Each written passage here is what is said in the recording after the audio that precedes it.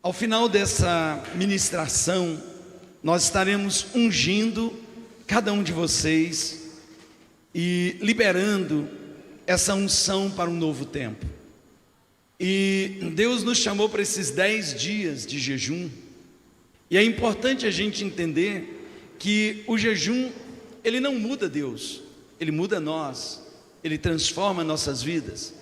Jesus disse que o jejum, ele nos faz ter saudade do noivo, trazer o noivo para perto de nós.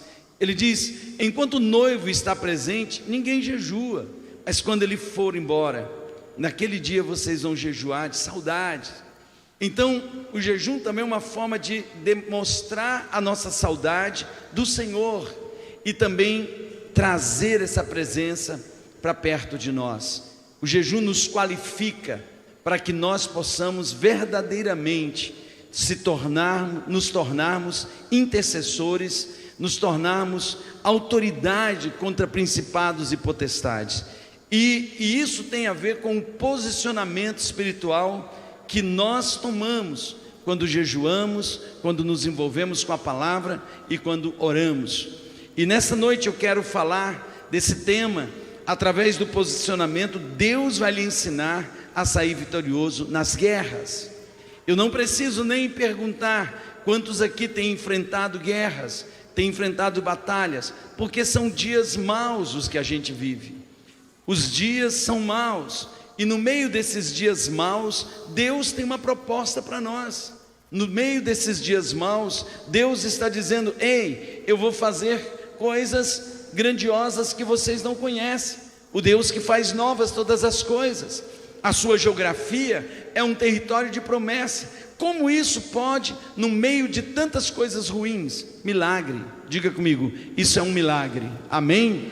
É um milagre de Deus para as nossas vidas. Abra sua Bíblia no livro de Esther, no capítulo 1. E esse livro de Esther, ele mostra a figura de duas mulheres. Uma mulher que sai da sua posição e o que acontece com ela, e uma outra que entra na posição por uma oportunidade. E nós estamos falando aqui de Vasti e Esther, que é a figura de Israel e da igreja. Vasti é a figura de Israel que perdeu a sua posição por não entender e não atender ao chamado do rei, por não entender naquele momento que o Rei dos Reis estava chamando Israel para um propósito. Então Vasti, ela representa essa mulher, essa nação, esse povo que vira as costas para o rei, que não se posiciona quando deveria se posicionar e que é destituída, que é totalmente alijada daquilo que é uma posição de autoridade. Perde sua autoridade, perde a história, ninguém ouve mais falar dela. Ela não foi morta, ela não deixou de ser esposa do rei, mas perdeu relevância, ela não deixou de ser rainha, mas perdeu a majestade, perdeu a autoridade. Por quê? Porque ela saiu da sua posição. Por outro lado, a menina Esther, esse nome é um nome de gentil, e por isso, naquele momento, Esther, ela entra na figura da igreja, porque ela não entra como Radassa, mas como Esther, um nome gentil ou gentílico, e ela alcança o favor do rei, alcança o amor do rei. Ela é escolhida entre muitas, e ao ser escolhida e amada, Esther precisa entender que estar no palácio é mais do que um prazer e um privilégio, é um propósito. E ela vai começar a descobrir que a vida dela é para cumprir um propósito, e esse propósito está no posicionamento espiritual dela. Ela precisa entender isso, e é por isso que em determinado momento Esther é acionada. E o livro de Esther, a gente vai ler muito esse livro nos próximos 2 meses, porque esse ano é um ano que nós temos 2 comemoração de Purim, porque nós temos 2 meses de Adar, E nós vamos falar muito sobre essa mudança de sorte, sobre a figura, esse desenho espiritual que está ali no livro de Esther. O livro de Esther é o único livro na Bíblia que você não vê, do primeiro capítulo ao último capítulo, você não vê o nome de Deus. Não tem o nome de Deus em nenhum momento, mas o que não falta é a ação de Deus. Por isso que a festa de Purim a gente comemora com máscaras, porque é como se estivesse dizendo: aquele que você não vê está agindo naquilo que você vê. É o nosso Deus agindo, mesmo quando você não percebe, mesmo quando você não está conseguindo perceber. Deus está trabalhando na história, Deus está trabalhando em nossas vidas. Nesses dias que o diabo ele tem se levantado, e a figura de Amã no livro de Esther é a figura de Satanás, aquele que se levanta para destruir o povo de Deus, para arrancar a herança do Senhor. É aquele que faz todas as tramas, e em determinado momento parece que ele está no controle. Mas o livro de Esther nos mostra que Deus sempre trabalha com antecedência. Então, quando houve todo aquele problema no palácio, já era a mão de Deus para colocar alguém para um propósito, para um momento correto. Deixa eu lhe dar uma palavra nessa noite.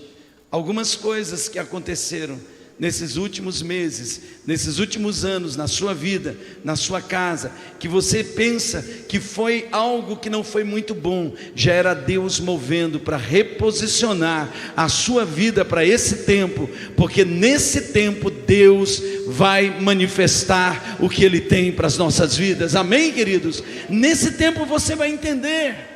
Uau, o que aconteceu lá no palácio? A rainha enlouqueceu? Não, Deus está fazendo algo. O que aconteceu na minha casa? As coisas parecem que saíram do lugar. Não, é Deus reposicionando a sua vida, é Deus reposicionando as coisas, é Deus se antecipando. É Deus se antecipando. O que está acontecendo com a nossa nação? Perdeu-se o controle de tudo, está tudo virando de perna para o ar. Não, querido, Deus não perdeu o controle da história. É Deus se antecipando para um grande mover de avivamento. É Deus reposicionando a igreja para o tempo que virá, porque há um livramento chegando para as nossas vidas. Eu quero lhe estimular a ler esse livro, porque você vai ver algumas figuras. O rei Assuero, a figura do rei Jesus. Você vê ali a corte real. E o interessante é que Amã assiste na corte do rei, assim como a Bíblia diz que o diabo assiste na reunião dos filhos de Deus, e vai lá toda a reunião para meter o dedo na sua vida. E é por isso que Jesus está lá dizendo: ei, o Maurício não, porque ele já está lavado com o sangue do Cordeiro. Ei, você pode falar do Tomás o que você quiser, mas o Tomás está lavado, está guardado. Sai, Satanás. Então, veja, toda a figura celestial está ali. E aí nós vemos nessa história a menina. Esther é uma menina, é como a igreja. A igreja é uma criança, é uma menina que está amadurecendo, que está sendo amadurecida. E vemos Mordecai, o ministério profético, aquele que nunca entra no palácio, ele nem sai, nem entra, ele fica na porta. Ele sabe o que está acontecendo lá dentro e sabe o que está acontecendo lá fora. E o propósito dele, pastor Antônio, é mexer com a vida da menina, é cuidar da vida da menina, é saber o que está acontecendo com a moça, é saber o que está acontecendo com a Esther, é saber o que está acontecendo com a Esther, é cutucar a Esther, é mexer com ela, é dizer para ela: ei, está na hora de agir, ei, está na hora de você se posicionar, ei, está na hora de você jejuar, está na hora de você orar, está na hora. Você está entendendo o que é o ministério profético? Ele gritando: ei, igreja. Mas como? Nas férias, saindo das festas, a família está aqui. Ei, Esther, se você acha que você está no palácio apenas para usufruir, você não entendeu ainda. Deus te colocou nesse lugar para um propósito, e está na hora de você se reposicionar, está na hora de você entender. Sabe por que, Esther? Porque se você se colocar, Deus vai trazer livramento para o seu povo, e se você não se colocar, Deus coloca outra pessoa. Quantos estão entendendo isso? Sabe o que Deus está dizendo? Se você não interceder, talvez para esse tempo foi que Deus levantou você, a interceder pela sua casa, pela sua nação, pela sua igreja, pelo seu povo. Se você achar que não tem nada a ver com você, não tem problema.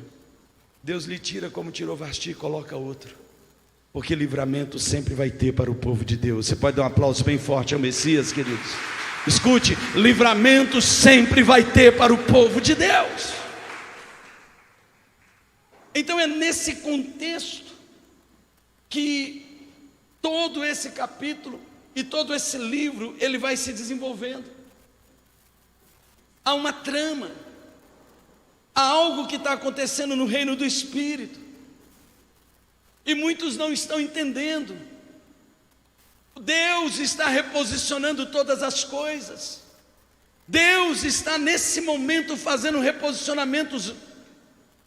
Ô João, Deus está reposicionando peças.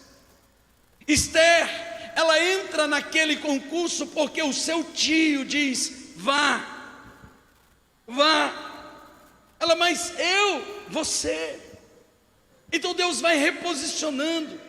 Agora deixa eu lhe contar algumas coisas que talvez você não entende. A Bíblia diz um dia que Deus falou para o rei Saul que ele deveria ir matar e destruir todos os amalequitas. Os amalequitas eram aqueles que se opuseram a Israel, que feriram Israel, e Deus diz: eu vou levantar um rei e ele vai cumprir juízo contra Amaleque. Eu vou riscar Amaleque. E Deus deu para Saul essa posição. O que Saul fez? Foi lá, destruiu a cidade dos amalequitas, mas poupou o melhor de Amaleque. Poupou o rei Agag, poupou a sua descendência, poupou o melhor. E quando Samuel chega, ele diz: o que é isso que você fez? Ele disse: como? Eu trouxe o melhor de Amaleque para o teu Deus. Samuel disse: será que Deus tem tanto prazer em sacrifício como que se obedeça? Porque para Deus é melhor obedecer do que sacrificar. O que o rei Saul estava fazendo naquele momento? Sabe o que ele estava fazendo, Cíntia? Ele estava abrindo um caminho para a destruição das futuras gerações. Escute, tudo aquilo que nós achamos que não tem importância, que Deus diz: ei, não entra na tua casa isso. Ah, mas tem nada a ver. Tudo aquilo que não tem nada a ver hoje vai destruir as suas gerações no futuro.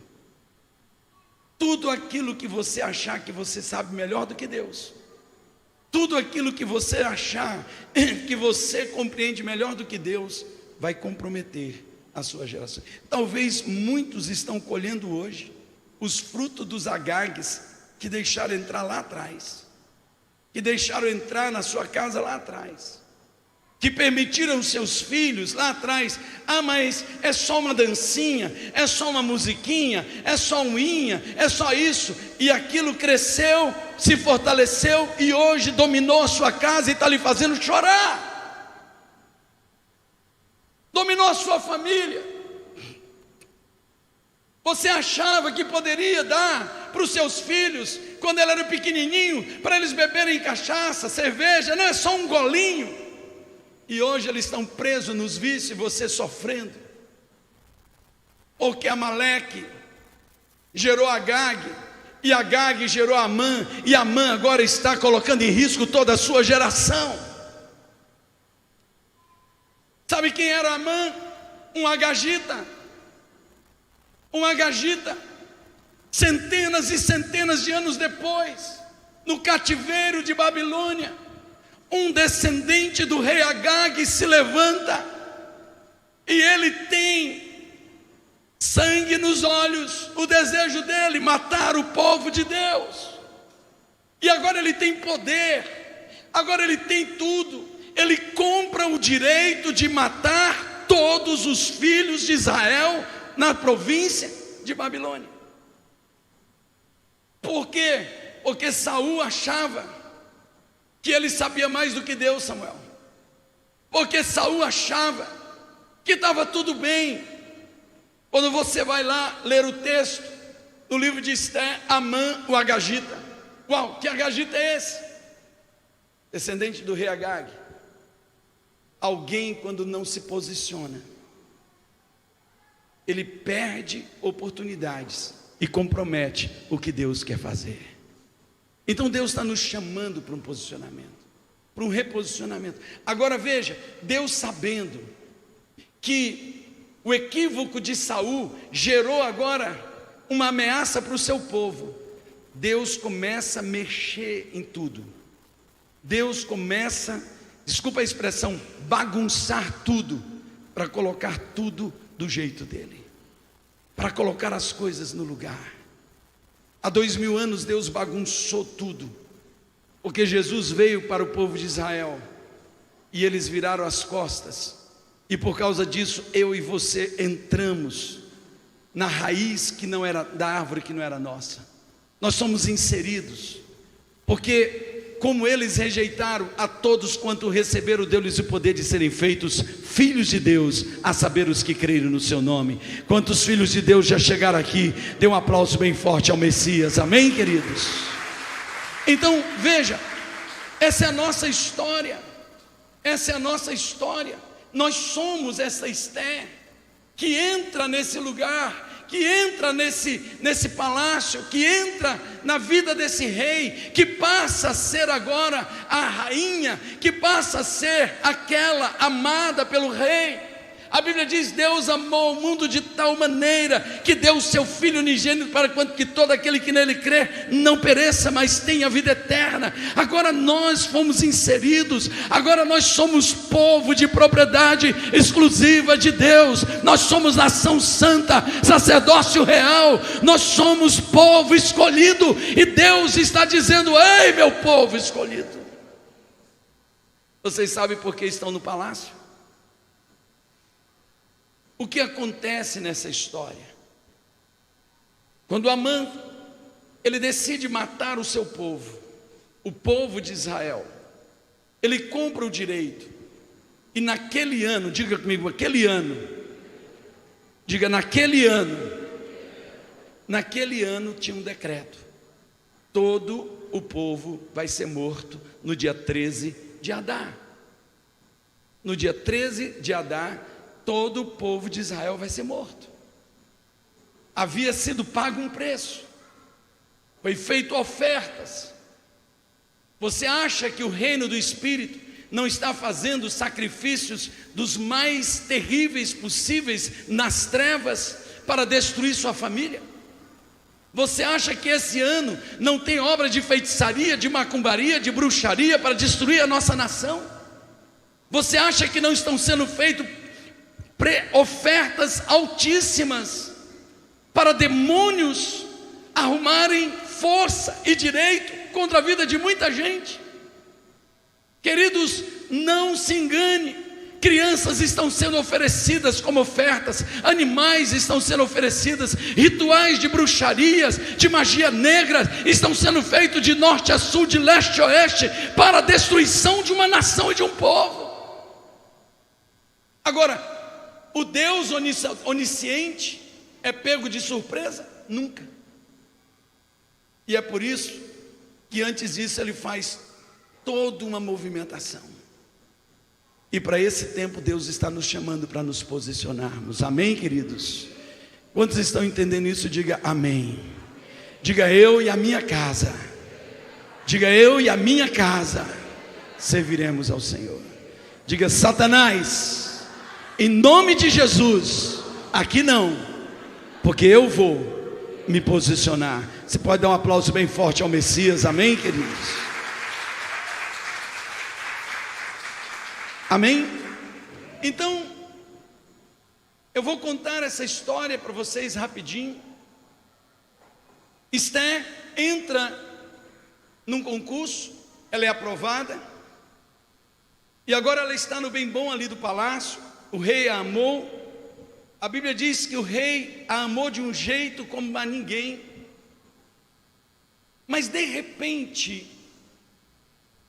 Mordecai manda um recado para Esther, e ele diz para Esther: entra na presença do rei e intercede por nós. Entra, porque se tu não entrares na presença do rei, esse ano todos nós vamos perecer. Entra, intercede, entra na brecha. Sabe qual foi a resposta de Esther? Ela disse: o rei não me chama há muito tempo, eu não tenho ido à presença do rei, eu não posso. E você sabe que quem entrar na presença do rei, se o rei não estender o seu cetro, ele vai ser morto. Quem entrar e não for convidado pode morrer. O que acontece nesse momento? Por que o rei não está com ela? Por que Esther não está com o rei? O rei está com problema. Por que ela não procura o rei? Porque Esther ainda não tinha o entendimento do que Deus estava fazendo na vida dela.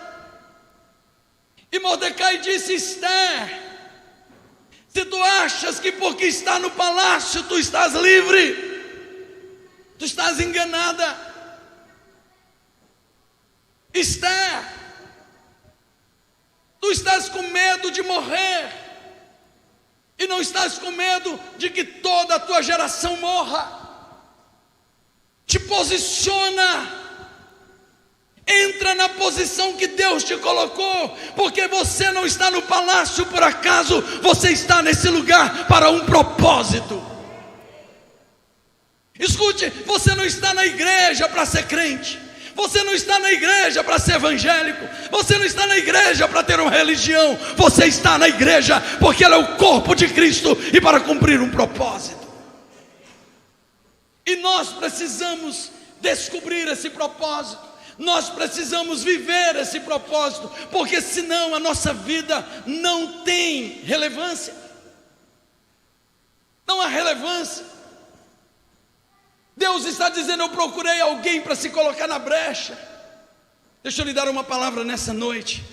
Deus está levantando aqui nesse lugar pessoas, escute, olhe para mim. Deus está levantando pessoas num poder profético tremendo. Deus está levantando pessoas aqui que vai ser um estouro nesses dias contra as trevas. Deus vai te usar para resgatar vidas. Deus vai te levar a resgatar pessoas que alguém disse não tem mais jeito, e Deus está dizendo: tem, porque eu vou te posicionar.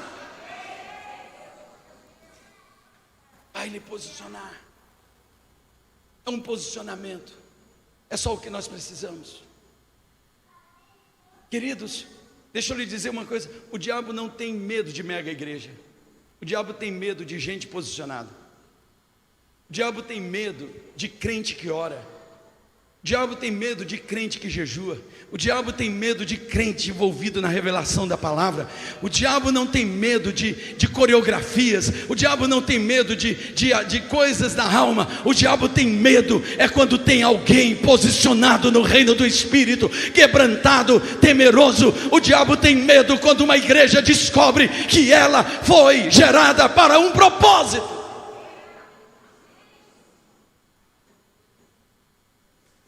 Quando você entender que a sua vida pode tocar a nação,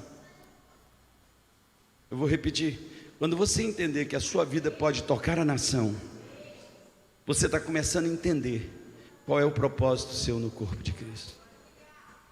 Muita gente diz: como a minha vida vai influenciar a nação? É isso que a gente precisa entender.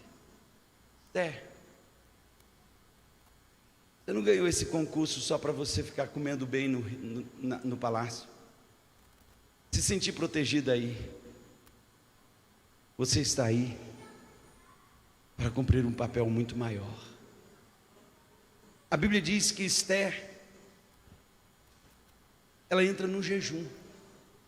E aí você começa a entender que posicionamento espiritual, Rodrigo, começa com jejum. Sem jejum, a gente nunca, Ana Rosa, vai conseguir fazer um posicionamento espiritual. E Esther diz: eu, as minhas servas e todo mundo junto. Ei, Mordecai, jejua também. Nós vamos jejuar por 3 dias. Não vamos comer, não vamos tomar água, não vamos fazer nada. Nós vamos somente nos consagrar e orar. E ao terceiro dia, diga comigo, ao terceiro dia, eu vou entrar na presença do Rei dos Reis. Aleluia. Você está entendendo isso? Ao terceiro dia eu vou entrar, ao terceiro dia eu vou interceder, ao terceiro dia eu vou acionar o modo intercessora, ao terceiro dia eu vou entrar na presença daquele que pode mudar todas as coisas. Ei, sabe por que muita gente ora e não acontece nada? Porque você não entendeu que oração que move céu é a oração que vem depois de um jejum, de um tempo de quebrantamento. É quando a minha carne, Lívia, enfraquece. É quando eu enfraqueço a minha vontade. A oração que muda o mundo não é aquela oração que você chega diante de Deus: Deus me ajuda, me abençoa, me isso, me aquilo. Ou seja, você entra na presença de Deus vendo só você.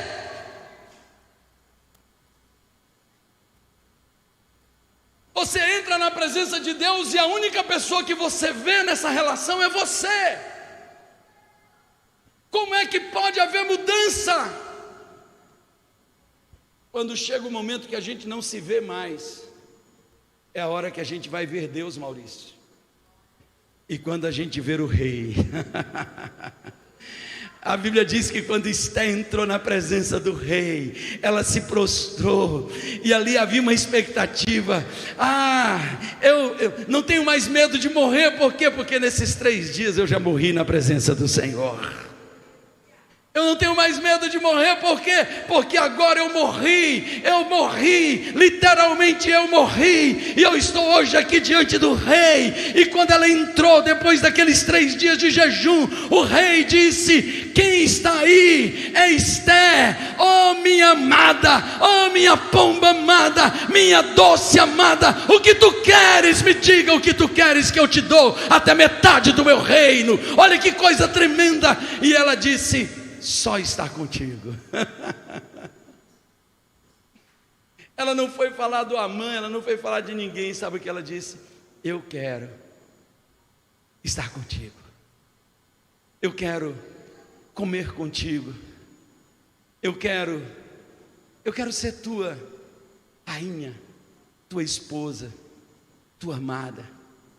Eu quero te servir. E a Bíblia diz que ela faz um banquete para o rei e manda o rei convidar Amã. Por quê? Porque agora essa mulher, ela está no modo intercessor. Escute, olhe para mim. Quem está no modo intercessor tem uma cabeça estratégica. E eu quero profetizar hoje sobre a sua vida. Deus vai lhe dar estratégias. Deus vai lhe dar estratégias. Muitos estão perdendo as guerras porque não tem estratégia. Já entra de sola e já bate. Se ela entrasse dizendo: Amã é mau, Amã é ruim, o rei iria descobrir que ela era uma judia, que ela havia enganado, que ela havia mentido. Então ela não entrou dessa forma, ela entrou com estratégia. Escute, Deus vai lhe dar estratégia para resgatar a sua família. Deus vai lhe dar estratégia para resgatar os seus filhos. Deus vai lhe dar estratégia para resgatar a muitos. Deus vai lhe dar estratégia para saber entrar na presença do Rei dos Reis. Quantos creem nisso? Diga amém. Quantos precisam de estratégia nesses dias? Deixa eu perguntar, quantos aqui verdadeiramente precisam de estratégia dos céus para entrar nessa batalha?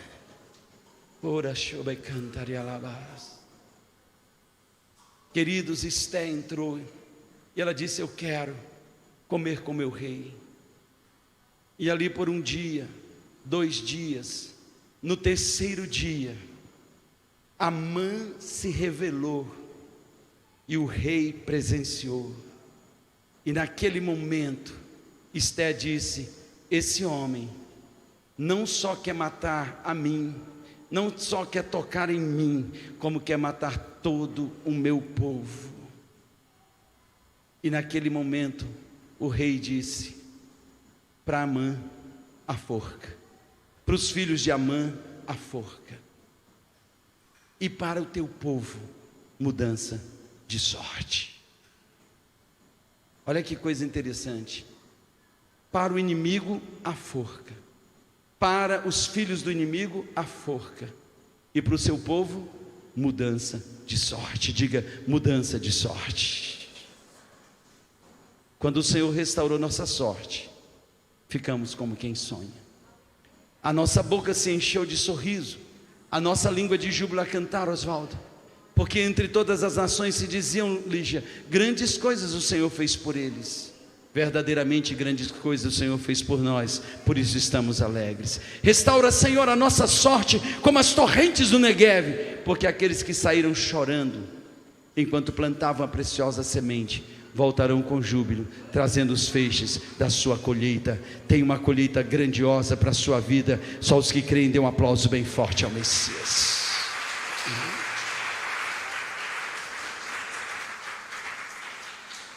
Sabe, queridos, algumas perguntas eu quero fazer para você. Quantas vezes você deu uma de Vasti, quando o Senhor te chamou para ocupar o seu lugar, e você disse não? Reflita. Quantas vezes você virou as costas para a chamada de Deus na sua vida? Quantas vezes o Senhor disse: ei, eu te quero no meu corpo, nesse lugar? Você disse: eu não tenho tempo, eu não quero saber, eu estou muito ocupado, eu estou muito ocupada. Quantas vezes você abriu mão da posição que Deus lhe deu? Quantas vezes você fez de conta que aquilo que Deus tinha para você não era para você? Sabe, queridos, isso é muito perigoso, porque a falta de posicionamento espiritual tem feito uma geração perder oportunidades. A falta de posicionamento espiritual tem feito uma geração ser irrelevante, se transformar apenas num povo religioso. Mas eu quero profetizar que esse lugar será cheio da glória de Deus. Esse lugar será cheio de vidas que virão aqui ávidas, dizendo: eu quero ser treinado para ser enviado. Não é gente que virá aqui apenas para assistir culto. Esse lugar será pequeno para as vidas que se colocarão dizendo: eu aceito a posição de Deus para mim e quero ser amadurecido nessa posição. É isso que torna uma igreja relevante. Porque, queridos, nós não estamos aqui para fazer desse lugar o lugar da satisfação dos meus desejos. Nós não estamos aqui para fazer desse lugar o lugar onde você entra e você só consegue ver você. Eu isso, eu aquilo, eu estou precisando daquilo, precisando disso, precisando daquilo outro. Não, isso não é igreja. Isso não é igreja. Igreja é muito mais que isso. Isso é religião. Igreja é muito mais que isso. E quando nós nos posicionamos como igreja, o inferno começa a ficar agitado, porque sabe que vai perder. E sabe por quê, Vi? Porque as portas do inferno não prevalecerão contra a igreja do Senhor. Não prevalecerão. Eu posso ficar fazendo campanhas aqui para alcançar os seus desejos, e talvez a maioria dos seus desejos não é nem a vontade boa, perfeita e agradável de Deus para a sua vida. Eu posso fazer dessas reuniões que você entre e a única pessoa que você vai ver aqui é você. porque tudo está centrado em você. Sabe como que o sumo sacerdote entrava no Santíssimo? Ele tinha que bater incenso até colocar um palmo diante do nariz e não se vê mais. Quando a fumaça, e de vez em quando a fumaça que enche esse lugar, e aí tem gente que fica meio preocupado, não fique não, quanto menos você se vê, melhor, porque você vai ficar mais ávido para ver a glória de Deus. Ele batia ali o incenso, e quando a fumaça enchia aquele lugar, que ele batia, colocava a mão no nariz, pastor Antônio, e ele não conseguia ver nada, um palmo diante do nariz, estava pronto para entrar no Santíssimo, porque agora já não é ele que está se vendo, é a glória de Deus que está envolvendo ele.